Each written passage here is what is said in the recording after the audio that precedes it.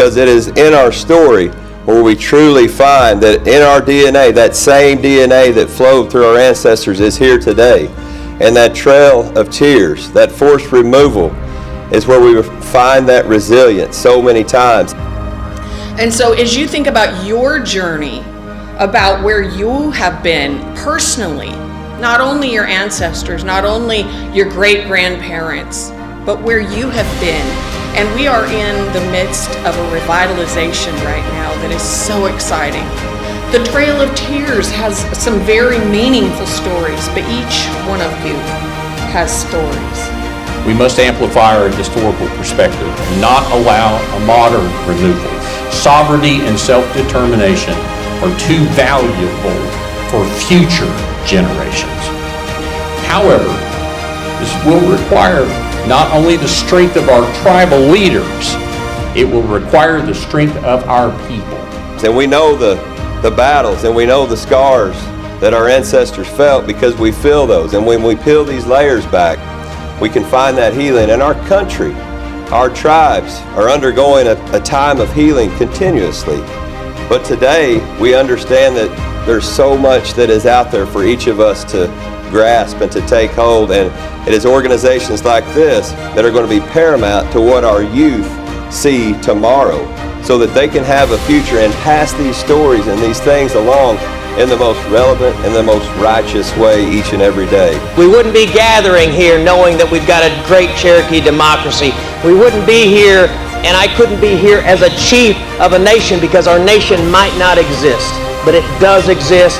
The Cherokee people are still here. We're stronger than ever, and part of our strength is we've got great friends in the National Trail of Tears Association. Thank you all very much for your friendship and your work.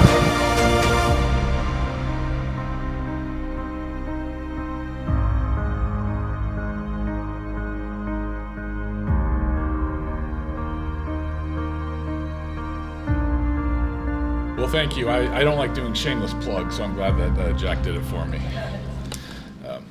In January 1827, a company of United States soldiers observed near-starving Lower Creeks fleeing to Florida. Surviving by stealing from residents of the Seminole settlement of Hogtown, the Americans noted that these people were, quote, in the most miserable and wretched condition it is possible to conceive, many of them skeletons and their bones almost worn through the skin. Perhaps around the same time, a, quote, small village of full-blooded Creek Indians, consisting of 15 families, was established some 50 miles over the Creek-Cherokee line. What these asylum seekers had in common was that they were all Muskogee peoples who had once called Georgia home. In February 1825, Coweta headman William McIntosh, that's him right there, signed the Treaty of Indian Springs, which ceded all of the Creek's Georgia land and a large section of their Alabama land to the federal government in exchange for equal parts land in present-day Oklahoma. The treaty was also an emigration document that enticed the Creeks to move west by promising to pay a year's worth of crops of their food, transportation, as well as stuff like blankets, kettles, and traps. These emigres to the Seminole and Cherokee countries, however, had refused to move across the Mississippi River and instead chose to live among their southeastern Indian neighbors. And they weren't the only ones. As life became increasingly difficult for the Creeks in the 1820s and 1830s, hundreds and potentially thousands of Muskogee peoples chose to seek asylum in the Cherokee, Chickasaw, and Seminole nations, rather than move to Indian territory. These Creeks married into Cherokee, Chickasaw, and Seminole families, and were subsequently provided material aid as well as legal and military support. The Creeks, in turn, provided their adoptive neighbors help in resisting their own removal to Indian territory. Federal officials, however, went to great lengths to find and remove these Creek refugees, but the degree to which these Creeks were embedded in their southeastern Indian neighbors made their removals a costly failure. After the Treaty of Indian Springs signing, the Creeks opposed to immigration began a concerted effort to overturn the treaty and restore the ceded land to the Creek Nation. Delegates went to Washington to lobby the president and members of his cabinet, while those who remained behind lobbied the federal agents sent by President John Quincy Adams to enforce the treaty. Over the course of 1825, the campaign worked. In January 1826, the Treaty of Indian Springs was nullified, becoming the only Indian treaty in American history ever overturned after its confirmation by the Senate and its ratification by the President. But it did not come without costs. The 1826 Treaty of Washington, which superseded the Treaty of Indian Springs, returned the Creeks Alabama land, but not their Georgia domain. The Creeks had until the end of 1826 to vacate their ancestral homeland. The treaties of Indian Springs and Washington created two very difficult problems for the Muskogee people. First, it eroded the buffer between the whites in Georgia and the large Lower Creek settlements on the Chattahoochee River. And quite frankly, this is the number one thing that is going to ultimately contribute to forced removal a decade later. Whites encroaching on Creek land, stealing Creek land, selling alcohol on credit, getting the Creeks in debt, etc. The second problem was that approximately 7,000 Lower Creeks from Georgia were now forced into the Alabama domain, where 15,000 Creeks resided on a small 5 million acre plot of land. The problems associated with a large population living on a reduced domain was only exacerbated by the scarcity of quality soil within Alabama. One federal topographical engineer believed that only a fraction of what remained in the Creek Nation after 1827 was considered quality land. With the area already, quote, comparatively populously inhabited by Indians, the several thousand Georgia refugees were left scrambling to find the few remaining tracts of unoccupied arable soil. Many, it appears, were unable to find it or were unwilling to look for it, and they began an extended period of transience. Basil Hall, a British traveler who visited Alabama in 1828, observed firsthand the precarious condition of the Lower Creek refugees only a year after they were forced from Georgia. When Hall and his family crossed the Chattahoochee and stopped by the New Creek Agency, he observed, quote, crowds of those miserable wretches who had been dislodged from their ancient territory to the eastward of the river, but had not yet taken root in the new lands allotted to them. Hall and his wife observed these dispossessed Lower Creeks, quote, wandering about like bees whose hive had been destroyed. Having spent what little money they had, Hall reported that many were, quote, bordering on starvation, and great numbers of them actually perished from want.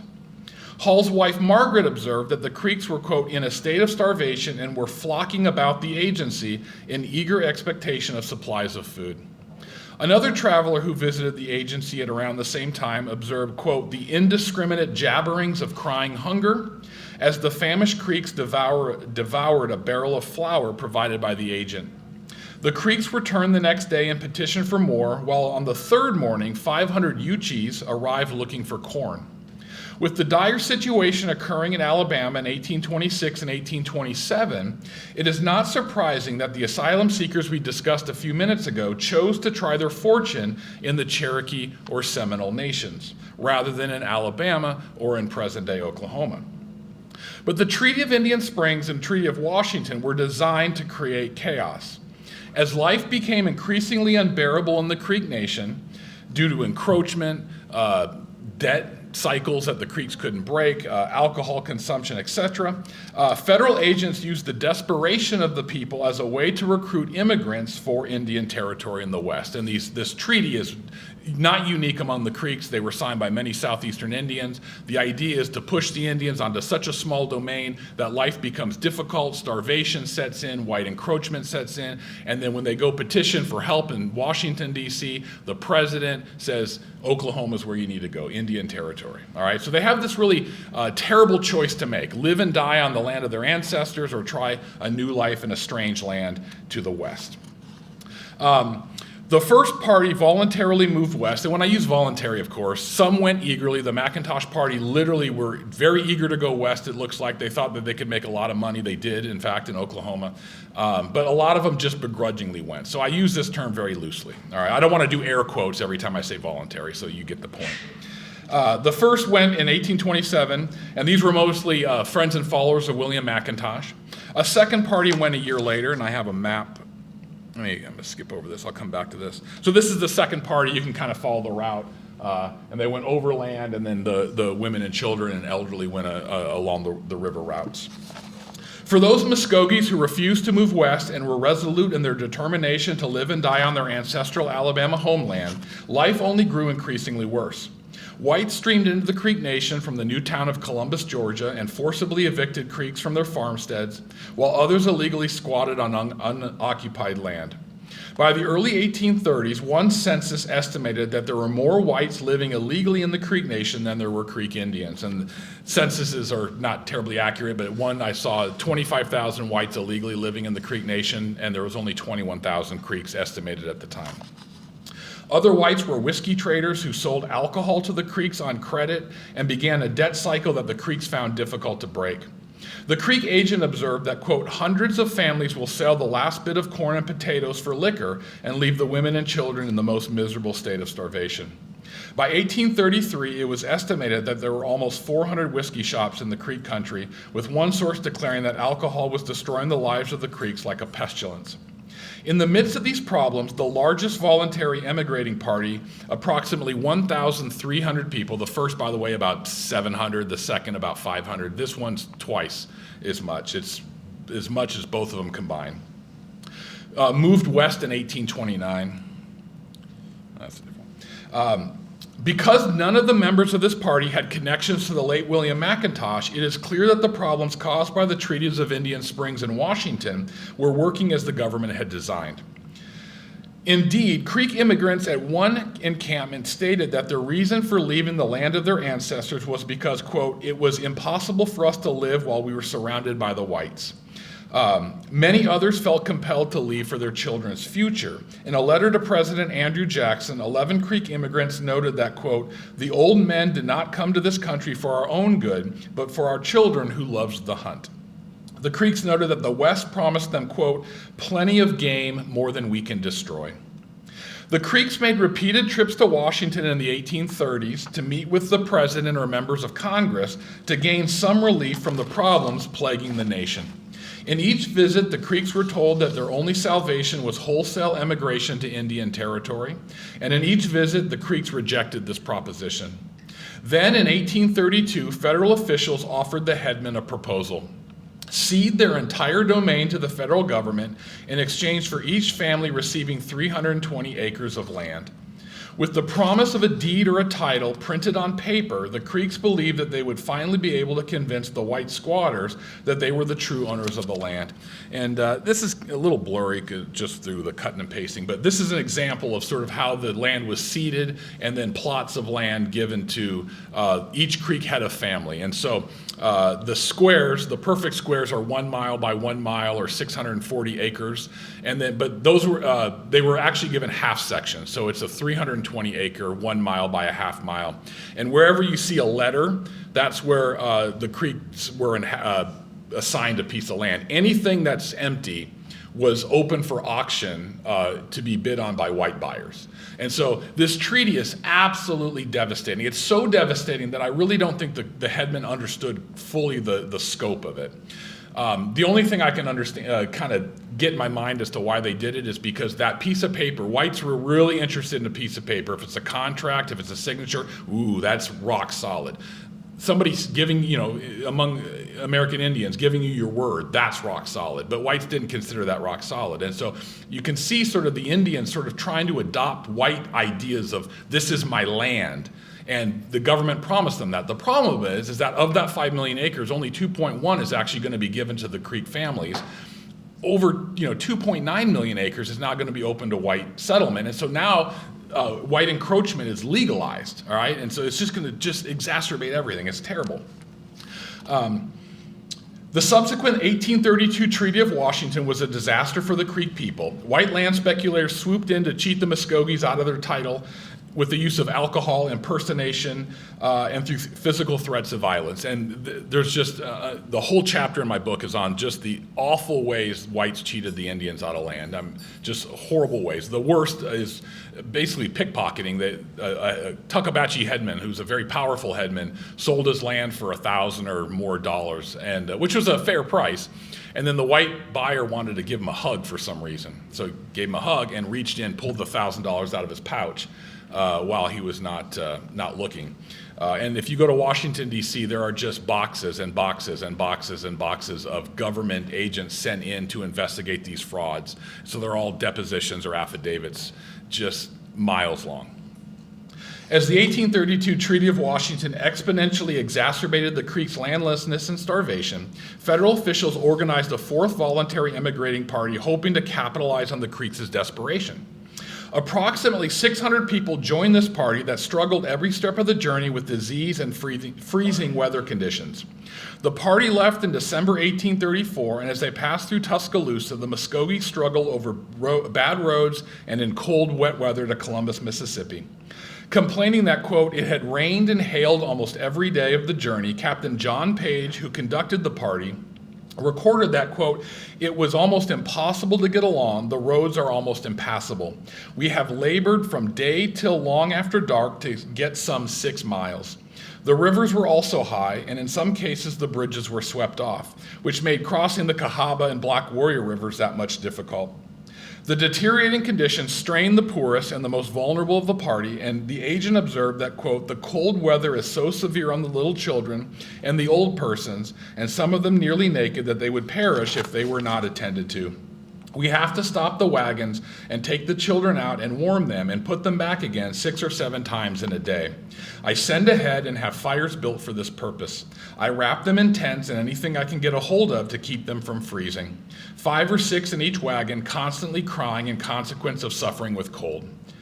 Leaving Columbus, and one thing, again, this party, just why do they leave in the dead of winter? Is because of government inefficiency, right? Andrew Jackson said, don't send a party west unless there's 2,000. They only had a few hundred, so the party that was supposed to leave in July or August is now delayed. It doesn't leave till basically November, December, all right? All their winter clothing is now packed in wagons. They're basically wearing their summer clothing, and now they're walking through snow. And to show you how bad it is, and Cleta knows this, is they had to drag horses across frozen rivers by basically tying their legs with rope to get them across. And so that's how bad it was. During this party, or during this 18, and I actually have it here, so this is the route. They met in Centerville, Alabama, and then they traveled through Mississippi and up this way. But a number of Muskogees deserted this 1834 party along the route. Many had enrolled without telling the agent that they were only going as far as the Chickasaw country. In fact, moving to live among the Chickasaws was increasingly popular among a number of Creeks. A year earlier, a delegation had visited the Chickasaw headmen and sought asylum in their country.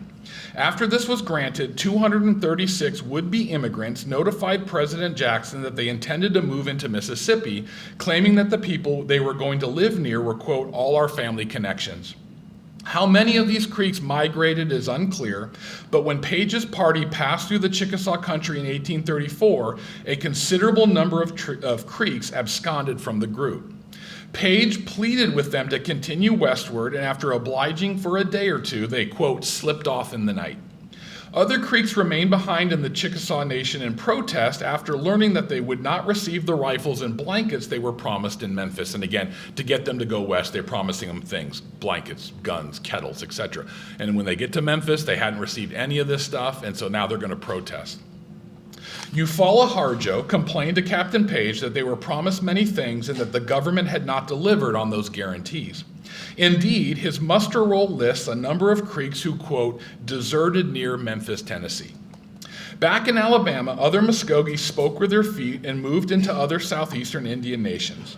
A few went to live among the Chickasaws, we already talked about them. A few more slipped down to reside among the Seminoles, but most chose asylum in the Cherokee Nation. Now, that's as of 1835. When the Second Creek War breaks out, which we'll talk about in a sec, then you're going to get hundreds and hundreds of Creeks going down to Florida. But at the time, they're not really going to Florida that much.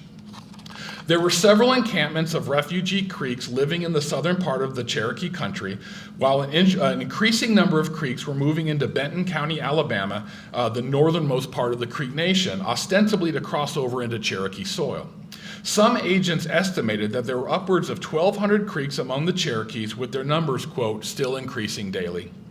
These Creeks, looking for a permanent home in order to avoid removal, settled in the mountains of North Alabama and Georgia, as well as Tennessee and as far away as North Carolina. Witnesses in Georgia observed that many refugees brought along their possessions, which included cattle, horses, and hogs, with the intent of forming an entirely new town. The Creeks told the Moravian missionaries in the area that they had fled Murray County, Georgia, to escape famine and, quote, white oppression in their former home, despite the fact that the Cherokees in this area also suffered from a great scarcity of food. During this period, other southeastern Indian neighbors actually reached out to invite the beleaguered Creeks into moving into their own territory. In 1833, the headmen of the Alabama and Coushatta towns of Texas sent the Creeks and Seminoles a communique in which they stated that, quote, they do sympathize with their brethren in the oppression by the federal government of the United States, and do recommend to their brethren to leave the United States, and do recommend them to emigrate to the province of Texas, where they, quote, may become powerful and happy as we once want to be before we left you. In the 1700s, bands of Alabama and Coushattas had migrated from present-day central Alabama to Louisiana before resettling in East Texas in the 19th century. The headmen also boasted that, quote, the county abounds in all kinds of game. Soon thereafter, a number of Creek leaders stated to the president and the Secretary of War their desire to move into what was then Mexico. They emphasized the unhealthiness of the Indian Territory by noting that, quote, the inclemency of the winter season is so severe in present-day Oklahoma, they mean, that their elderly could never endure its piercing cold. The Alabama and Coushattas clearly wanted strength in numbers, although it is doubtful that any Creeks actually moved to Texas at this time. A number of Creeks did, however, move to Texas in the years after they were first moved to present-day Oklahoma. You see a lot of them after 1836 starting to trickle into Texas. One more voluntary party left in 1835 before the Second Creek War broke out in the spring of 1836 and voluntary emigration transitioned into forced removal. And the war was caused by starvation, white encroachment, the land frauds were a big thing, and then the constant pressure from the federal government into convincing the Creeks to move west. That was another big aggravation for the Creeks. The Creeks captured in a war were chained and marched for 90 miles in double file from Fort Mitchell, Alabama to Montgomery, Alabama. There they were placed on steamboats which descended the Alabama River to Mobile and then to New Orleans and up the Mississippi and Arkansas rivers to Fort Gibson.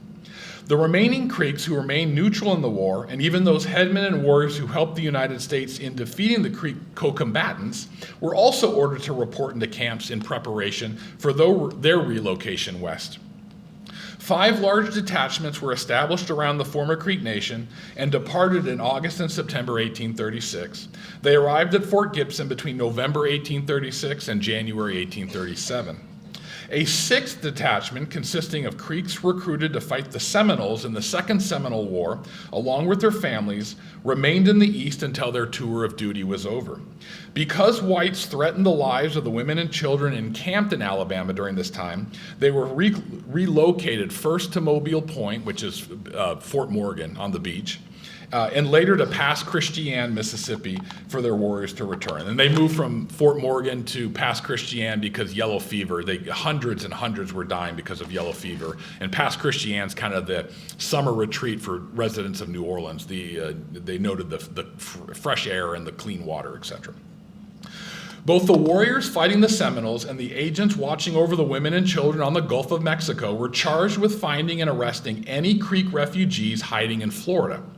Hundreds of the Creeks who had fled the Creek Nation in the years past had joined the Seminoles in fighting the Americans and preventing both the Creek and Seminoles from being removed.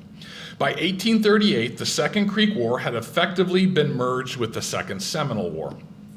Dozens of refugees were found in the western part of the territory and brought by steamboat to the Gulf encampments to join the Creeks of Detachment 6 already there, while those captured in the east were forced across the Mississippi River with the Seminole removals. When the steamboat Monmouth collided with another boat on the Mississippi River in the middle of the night in October 1837, killing 300 Creek Indians, there is little doubt that at least a few of the Creek refugees who hoped to make Florida their permanent home were among the dead. Detachment 6 arrived at Fort Gibson at the end of 1837. Meanwhile, the search for Creek refugees stretched from the Cherokee country in North Carolina and Georgia to the Chickasaw Territory in Mississippi. Official estimates placed the number of Creeks in the Cherokee country at about 1,000 or more, while there were approximately 500 living among the Chickasaws. In the spring of 1837, Lieutenant Edward Dease, who had recently returned from conducting Detachment 3 of the Creeks to Oklahoma, was appointed the superintendent of Creek immigration in the Creek Nation. In March, he traveled to Marshall County, Alabama to inspect the 150 Creeks who were encamped under guard, and then traveled to New Echota for a briefing on the location of the Creeks in the Cherokee country. Military personnel used both Creek and Cherokee guides and even employed Talladega Chief Forsatch Fixico, who was a principal headman in the Cherokee country and considered, quote, the most influential of the refugee Creeks, to find and identify the escapees. The agent and militia subsequently scoured Coosawattee and New Echota and the area around Red Clay. Complicating matters, however, were the untold numbers of Creeks scattered in the North Carolina mountains or on the banks of Valley River. Many had married into Cherokee families and were nearly impossible to isolate and capture. Although a majority of the refugees inhabited thinly settled or barren land in Cherokee territory and were starving, the Creeks did their best to avoid capture. When troops arrived at Red Clay to apprehend 200 refugees believed to be in the area, they discovered that many of the Creeks had fled into the mountains. Troops scoured the region looking for their encampments. When one detachment stumbled upon a refugee camp, a number of Creeks fled for safety, while the balance, quote, made battle. One Creek man fired his rifle at the troops, and another surrendered when a gun was pointed in his face. Troops shot the man, another refugee shot arrows while, quote, yelling and calling on the balance to return and fight. Troops shot the man, quote, and he lived 6 days and died of the wound the next day. In addition to the 122 Creek refugees arrested by these soldiers, the Valley River troops apprehended 90, the Georgia troops about 100, and another detachment 17. Unhappy about being captured, the soldiers observed, quote, the Creeks all appear very sulky. Others died in skirmishes trying to escape, and captured Creeks lamented that, quote, 2 of our men were killed, 1 man shot through the thigh and arm, and 3 children lost in the fight of their mothers and have not been found. Even when the refugees were not attacked, many reported that whites destroyed their crops and carried off much of their property, which made their situation even more precarious. Still, this was only a fraction of the number of people hiding in the mountains. Only 543 Creek refugees were ultimately captured in the Cherokee country. By May of 1837, the party was encamped 4 miles south of Gunter's Landing in Alabama in preparation for its removal westward. Approximately 100 of these Creeks had been captured in the North Carolina mountains, while the balance had been apprehended near Coosawattee and Red Clay. These Creeks, about 350 in number, were conducted from Ross Landing to Gunter's Landing by boat. There, they joined 195 Creeks already under armed guard by the Tennessee Volunteers. Lieutenant Edward Dease's muster roll shows that the refugees were primarily upper Creeks who were extremely poor and, quote, found in the most wretched condition and in some cases naked and starving. Dysentery, which primarily affected the children, made life in camp even more miserable and delayed the commencement of the removal for almost a week. Considering their condition and their proclivity to escape, Dease elected to take the Creeks solely by water. This is the only removal, immigration or whatever, that is solely by water. No, even the Creeks who participated in the Creek War and were chained for the first part of the journey, eventually they were unchained and allowed to roam around on land. This party basically is all by water. The Alabama Emigrating Company subsequently purchased 9 flatboats to descend the Muscle Shoals on the Tennessee River. 4 of the flats were of the largest class, approximately 80 feet long, while the others were between 40 and 50 feet in length. On May 16, 1837, the Creeks were turned over to the agent and moved to the bank of the Tennessee River. The party embarked at sunset, and by 10 o'clock that evening, Dease noted in his journal that the party was, quote, progressing slowly by the force of the current. As captives, the refugees were rushed westward as quickly and as efficiently as possible. The small freedoms afforded the Creeks of the 5 detachments in 1836 were not initially extended to this party. In addition to unpopular water travel, the agents outfitted the boats so that they could run as long as possible without having to stop. On many occasions, the boats ran all night rather than coming to shore to allow the Creeks to camp, bathe, and rest. At Waterloo, the refugees were transferred to the medium-sized steamer Blackhawk with a keelboat in tow. The contractors outfitted the boats in order to, quote, accommodate the Indians to the best advantage of her. This included covering the guards, the portion of the deck that extended beyond the hull, on the Blackhawk to shield the Creeks from the inclement weather. Temporary sheds were also constructed on the flats and keelboat to do the same for the Creeks riding in tow. The contractors constructed cooking hearths inside the flatboat and on the deck of the keel so the Creeks could prepare meals while traveling. And I said that this is the only one that goes all the way by water. They actually do get allowed to get off the boat at wood landings. I'll mention that in a sec. But what I meant by that is even the Creeks that were marched west on steamboats and chains, due to low water, they marched mostly across Arkansas. So at some point, every detachment marches. This does not march. Dease also ordered the addition of, quote, necessary fixtures which were essential to cleanliness on the boats, but this work was never completed. And you can imagine, right, the Creek Indians are extremely clean. If you read documents, the whites were the smelly, hairy ones that nobody wanted to be around, especially in their heavy woolen outfits. And here, purity and cleanliness is so central to their life and health, and now they're trapped on this steamboat, and they can't really get off much. And so, it's just, you can imagine what they're thinking at this time. The Creeks tried to maintain as many of their daily habits as possible, however. On May 25th, a child died from exposure as a result, according to Dease, quote, of the folly of its mother in putting it in cold water, as the party passed Paducah on the Ohio River. The lieutenant, however, might have misread this episode, as the mother was likely not guided by foolishness, but by the Creeks' firmly held views on purity and strength. The Creeks bathed regularly in order to maintain health and preferred cold water for strength. Infants were even submerged, and agents believed that the Cherokee practice of bathing babies in cold water prevented deformities. Once in the Indian Territory, Creek women rolled their offspring in snow, quote, to make them hardy.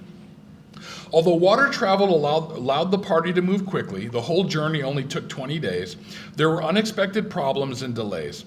While descending the Tennessee River, the flatboats were forced to come ashore on a number of occasions due to high winds and storms. The first detachment occurred on May 17th when the boat stopped at noon near Ditto's Landing. At 2 o'clock the following morning, high winds again forced the boats to come to shore, and many Creeks took advantage of the weather in order to ensure their own personal freedom. On reaching the bank of the river, 15 Creeks jumped off the flat and escaped into the night. The boat stopped again due to wind on the afternoon of May 19th near Decatur, and once more the following morning near Brown's Ferry. With the boats separated on landing, the Creeks took advantage of the confusion and the darkness, and 21 more deserted the party. Dease offered a $1 reward for any Creeks brought in, but only 15 were ever recovered. 56 had run toward the mountains about 5 miles away. The pace of travel slowed considerably once the Creeks reached the Arkansas. The river at that time of year was not in a very good stage, as the spring freshet had only just begun a few days earlier. Several boats had run aground on the bar sometime earlier, and the water's rise had only recently allowed them to proceed. Still, the party came to shore each night to avoid the sandbars and any snags in the river. This allowed the Creeks to camp on land at night finally, and the agent jettisoned one of the flatboats, ostensibly because the party would no longer require deck space to cook or sleep. As the threat of escape diminished, the Creeks were allowed some freedoms. With the Arkansas River continuing to rise, which slowed the boats, more stops were required to procure wood. Dease noted that, quote, every day a considerable stop has been made in the day at wood landings, giving the Indians an opportunity of leaving the boats and bathing, and also of taking exercise, the want of which to people of their habits is the greatest objection to transporting them by water. Actually, the greatest objection was was dying on the boat and then being thrown overboard, which the government never did, but the Creeks always thought that was going to happen to them. Some Creeks were even hired to cut wood for the Black Hawk's boilers. At these stops at wood landings also afforded an opportunity to bury those who had passed away. Although a primary objection to water travel was the fear of being thrown overboard when dead, this did not happen. When a young girl who had been sick for some time died on May 24th near Savannah, Tennessee, the body was carried on board the boat until she could be buried at a wood landing that afternoon. Sickness, probably the lingering effects of dysentery that had been prevalent in camp at Gunter's Landing, as well as the refugees' already deteriorated condition, resulted in a number of other deaths. 5 days after the death of the Creek girl, quote, an Indian man and very old woman passed away from sickness as the party began its ascension of the Arkansas River. Another Creek child who was under the age of 10 died on May 31st, and an elderly Creek woman died from tuberculosis on June 1st. Both of these deaths occurred near Little Rock. The last recorded death was of a Creek man who passed away only 20 miles from Fort Gibson. The sickness and desertions notwithstanding, the trip was largely uneventful, and Dease's journal consists largely of a tally of the towns and geographic features the party passed by. By the end of the second week of the journey, the Creeks had grown anxious to reach their destination. When they landed at Little Rock, the agent recorded that, quote, a very few of the people went on shore and most appeared ready to proceed westward. The party subsequently traveled throughout the night and on the last 5 nights of their journey. They arrived at Fort Gibson on June 4th, 1837, after passing Fort Smith and Coffee and the mouths of the Canadian and Grand Rivers. The Creeks asked to be landed near the Creek Agency, and Lieutenant Dease obliged. Immediately after landing on shore, quote, a large number of them dispersed through the country before they could be remustered. The dispersing agent at Fort Gibson believed that this was the result of the Creeks' anxiety to visit their friends. Of the 543 Creeks who left Gunter's Landing on May 16th, only 463 arrived on June 4th. Subtracting the escapees, 9 Creeks perished during the journey. Once again, Dease traveled eastward to locate and enroll the estimated 300 to 400 refugees still lurking in the mountains. Most of these Creeks were living on the edge of survival. One agent discovered a Creek camp with 60 destitute of clothing and without anything to eat. These Creeks gave themselves up, but they escaped back into the woods during the course of the night. The agent tracked some down and found 9 Creeks. 5 of them had some little clothing, and the other 4 and 3 children so nearly in a state of nudity that I had to send blankets out them to cover their nakedness. One woman and her children were found in camp wearing, quote, only part of an old blanket, not a yard square. Moreover, the agent observed that, quote, blood was running out of her and her children's legs. They had parched them so by the fire to keep warm that where the twigs touched them, blood ran freely. So if you can imagine that. After receiving food and clothing, the women fled with their children before they could be taken west. Despite their condition, whenever agents approached, the Creeks hid, fled, or, quote, refused to speak upon the subject of emigration. Agents appealed to the Cherokees and Council for assistance in extracting the Creeks from their territory and were confident that they had secured the cooperation of the Cherokee Council as well as the Cherokee headman, John Ross. One thing I'll mention, I forgot to mention earlier, to just give you an idea of how desperate the Creeks were to not move to Oklahoma, but yet to maintain their spiritual and religious purity. They had actually, they were hiding in the Cherokee Nation. They still came down to Alabama and participated in the green corn ceremony. And they did this under the cover of darkness to hide, but to them, missing the green corn ceremony was absolutely unconscionable. And so some were actually captured during the Second Creek War, heading back into the Cherokee Nation after visiting the Busk. Nevertheless, the Creeks who had lived in the Cherokee Nation sent an impassioned letter to the Cherokee chief. Written from Red Clay, the refugees pleaded with Ross and his people to allow them to remain. They appealed to them as brothers, noted that there was no objection raised by their northern neighbors when they first arrived, and reaffirmed that blood or marriage connected most of them to the Cherokee people. After some delay, the Cherokees responded to the agent's request to give up the Creeks. The Cherokee Council noted that although they had no power to protect the Creeks and would recommend the Creeks comply with the government's wishes, they would do little to aid the government in rounding up the refugees. Moreover, the council expressed its confidence that force would not be used to extract the Creeks from their borders. In other words, the Creeks could stay. The council also reaffirmed that, quote, the Creeks and Cherokees had always been friends, that the country of each had been a refuge to the other during times of misfortune. After being allowed to remain, the Creeks formally rejected the agent's request to enroll for removal. Many Creeks had married into Cherokee families and, quote, appear to consider themselves the same people. Although American troops continued apprehending Creeks who had no familiar relationship with the Cherokee people, those who had blood or marriage connections were, quote, permitted to share the fate of the Cherokees, to stay as long as they stay, and to go when they go. And by the way, if you read newspapers through the 1830s, you're going to see little articles of Creeks being captured here and there. So this is it's not the end of the story. They're still, a lot of them are going to go with the Cherokees. Some are going to hide in the mountains as long as they can. Back in Mississippi, agents reconnoitered in the Chickasaw country looking for more Creek refugees. A number of these Creeks had absconded from the 1834 and 35 voluntary emigrating parties, as well as from the large force detachments that passed through Memphis in the fall of 1836. It was estimated that approximately 500 Creeks lived among the Chickasaws. Reuben E. Clements, a Lafayette, Tennessee native and former surveyor in the Creek Nation, was assigned to enroll and remove these Creeks to Indian Territory. Government agents combed Pontotoc and DeSoto counties looking for fugitives. Creek settlements were found 30 miles east of Pontotoc and 30 miles south of Memphis, including approximately 100 living on Horn Lake and on Coldwater River. And then there were some south of Pontotoc and some south of Memphis. Clements met with the Creeks and council in an attempt to entice them into camp.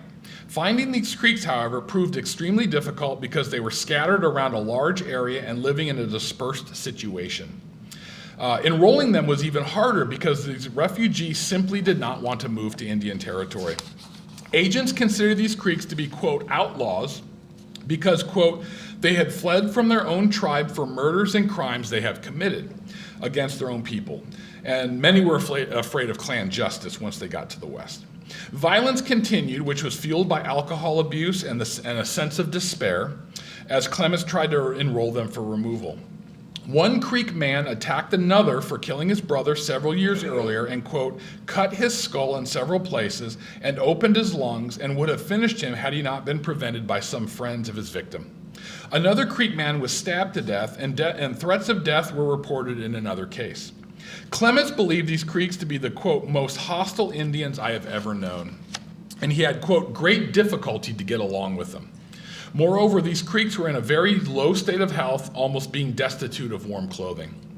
Just as difficult as enrolling the Creeks was getting them to commence their journey westward.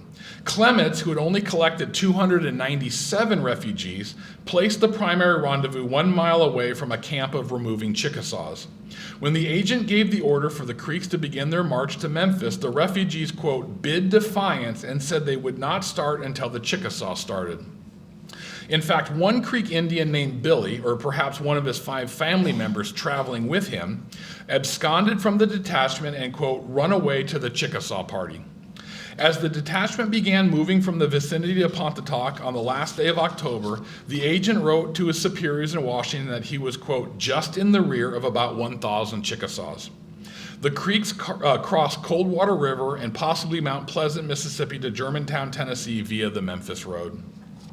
Because of their deteriorated condition and their proclivity to resist orders and escape, federal officials ordered the Creeks to embark on the steamboat Itasca at Memphis, despite the fact that it was far cheaper to travel by land.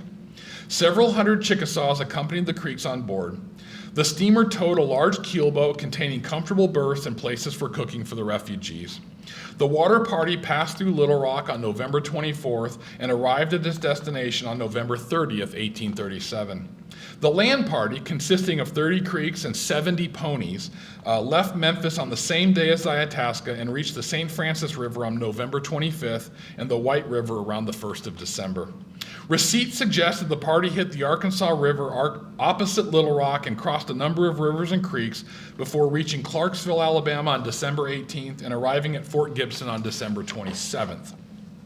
Federal officials calculated that the better part of the party was removed to Fort Gibson for $16 per head. And believe me, bean counters were counting every penny that they spent and how cheap, they wanted it as cheaply done as possible. Although the major operations of Creek removal ended in December 1837 when the Creek refugees who fled to the Chickasaw country arrived at Fort Gibson, still federal officials relentlessly pursued the few remaining refugees living among the Seminoles, as the Second Seminole War dragged into the 1840s. In late 1842 and early 1843, the two most powerful Creek headmen still residing east of the Mississippi River, Octiarchie and Piscova, surrendered and were sent west with their people. Octiarchie, described as, quote, one of the noblest specimens of his tribe so far as intelligence, personal appearance, and bravery go, was first to commence his removal west when he, along with 28 Creek men and 42 women and children, were sent from the vicinity of Tampa Bay to Seahorse Key, Florida, just up the coast of Florida. And they arrived there on December 24th, 1842. The party of Creeks, accompanied by the Seminole headman Tiger Tail and his people, then traveled by steamboat to New Orleans, where they arrived in January of 1843. During his month-long stay in Louisiana, Octiarchie was invited, along with a number of Seminoles, to the new National Amphitheater in downtown New Orleans to watch a series of performances. By the way, this is really common, believe it or not. Creeks of Detachment 6 were repeatedly invited into theaters in New Orleans to either watch the theater or to participate on, like, just, spontaneous, I guess, to come up on stage and perform. Newspapers advertised, and you can imagine this is in big type, right, in the advertising section. The celebrated tribe of Indian warriors, Tiger Tail, Octiarchie, Leopard Head, etc., will attend the theater this evening by invitation, Thursday, January 12th, 1843. The performance will commence with the beautiful pageant of the four quarters of the world, rowed by 12 ladies and gentlemen. So that's the advertisement right there. Interestingly, one of the stage actors who appeared in the skit Cupid and Zephyr, this is what they would have watched on January 12th if the Creeks had stayed for the whole performance, decided to play either Octiarchie or one of the Seminole chiefs 2 weeks later on the same stage. Advertisements in newspapers for the January 31st, 1843 performance at the new National Amphitheater declared, quote, Cinderella or the Magic Glass Slipper, Prince Rudolph playing Master Hernandez, S.P. Stickney and E. Stone playing double gladiators, and Whitlock as Tiger Tail of the Creek. So it's either Tiger Tail of the Seminoles or it's Octiarchie of the Creeks. He gets the nationality mixed up. A month after Octiarchie was forced from Florida, Piscova and 52 of his people surrendered and were sent from Cedar Keys to New Orleans to join the rest of the group. Piscova had initially agreed to move west in 1838, but he and his people had escaped the immigration camp and fled into the Florida swamps, where they had remained ever since. Newspapers reported that over the previous 5 years, quote, repeated efforts have been made to capture them or bring them in by negotiation, but all have proved of no avail. And if you follow newspapers, Florida newspapers, you'll see Piscova and Octiarchie from 1840. They're trying to, in Piscova's case, 1838. Constant monthly updates on, are they coming in, are they not? Yes, they're coming in. Oh, no, they decided not to come in. So the Creeks are playing with them because, again, we heard in an earlier seminar how the swamps are really hard to find the Creek Indians. They were hidden pretty well. Let's see here. Okay. By the end of 1842, however, Piscova was tired of hiding and finally agreed to move to present-day Oklahoma. Piscova's trip was particularly uneventful as the steamboat he was riding on, the William Gaston, encountered a severe gale in the Gulf of Mexico. And I won't read this entire quote because I think we're running up against time here, but I'll just basically paraphrase. So the people get on board the boat. It immediately, the day it leaves, it gets into a big fog and it runs aground. So it's stuck on the ground for a while, and then it starts to head out into the Gulf of Mexico. There's a hurricane or some really severe storm, so much so that the steamboat actually throws its rudder, and so they're kind of just bobbing in the water. It gets so scary that the Creeks are terrified. They put them underneath in the hull of the boat, in the center of the boat, but underneath the deck. They somehow flag down another ship. They come by with another rudder, a temporary rudder, and actually the steamboat deckhands, along with passengers, I'm trying to get this in my head how this is working, but they're actually in the back of the boat refitting this temporary rudder because they're just going wherever the current's taking them, and it's terrifying. And then they check upon the creeks, and they look up, and it's like they're in this sweltering, contained section of the boat. And so they almost die by being thrown overboard, and they almost die by suffocation or heat stroke, basically. So it's a terrible, terrible trip. This party arrived in February of 1843, and the Creeks of Pascova's group, along with Oktiachi's group, are again invited into that new national amphitheater to see, quote, Cinderella and the Knights of Palestine, among other features. Newspapers advertising for this performance said, quote, we learned that the celebrated chiefs Pascova, Tigertail, Oktiachi, Eagle Plume, Serpentail, and others are to visit the National Amphitheater this evening, rigged out in all their feathers and finery. Interestingly, it will be noted the emotions of these, quote, wild and untutored sons of the forest, of course, terrible language they're using, while watching the truly wonderful performances nightly witnessed at this circus. The combined party of Creeks and Seminoles departed New Orleans on a number of steamboats in February 1843.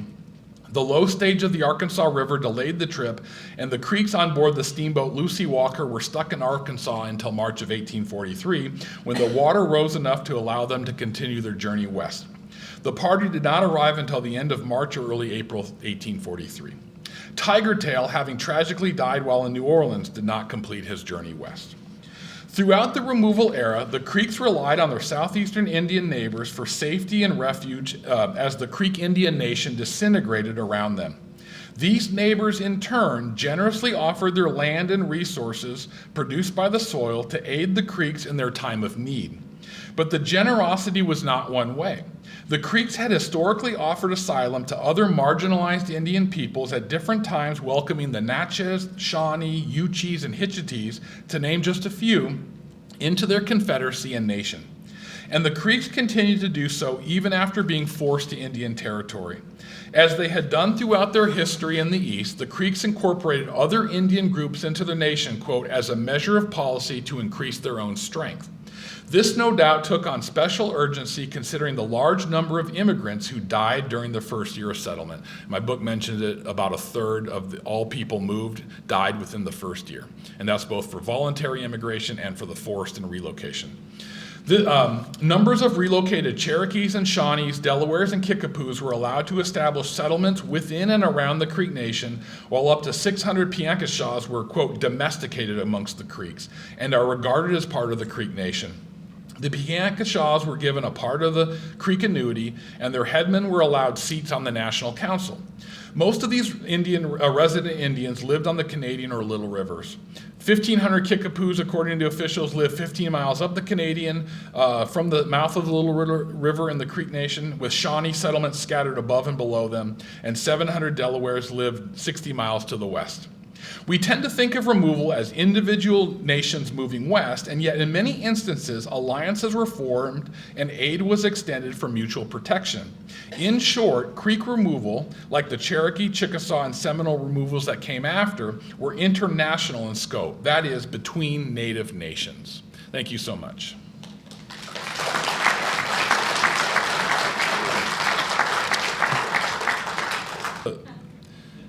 If you want, I should have done this. I had little notes in my margins. Make sure you show the maps, and of course I didn't even do that. So I'm kind of off in my own world up here. But here you see, this is the map of the creeks in the Cherokee country. And of course, they did, I guess I have to admit it, they did march a little bit in the Cherokee Nation, but once they got to Ross Landing, they marched the entire way they took the boat route, the water route, the entire way.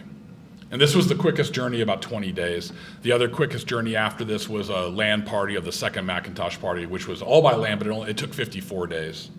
And then I can go back if you want to see it, but here's the Chickasaw refugee removals. And this one's a little bit harder to piece together because I haven't been able to find any journal or any letters. The only way I could really piece this together is through receipts. Clements, I think, spent a lot of money on the Itasca, and so the government was really grilling him over why he did this expenditure and that. And so I was able to piece together when he's defending, we stopped here because of this and did this because of that. So the map route through Mississippi is really kind of a guesstimate. Question, sir. Yeah. First of all, thank you for your scholarly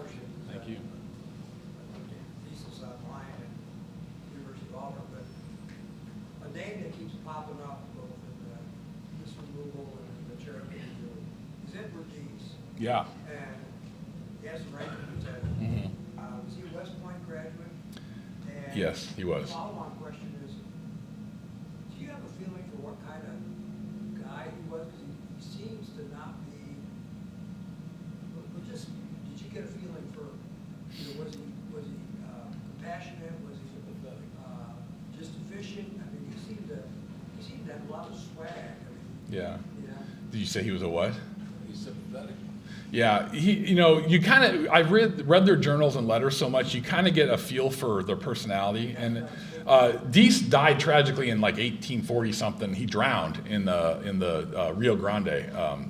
So it might have been a suicide, but it might have been just he drowned. But yeah, he was a West Point grad. He does a number of removals, and that's one of the things that's a common theme. So if you study Cherokee removal or whatever, they're using the same guys. John Page, of course, he was a Choctaw removal guy, then does Creek, and I think he does Cherokee later on. And they do that for an obvious reason, because they're experienced in this.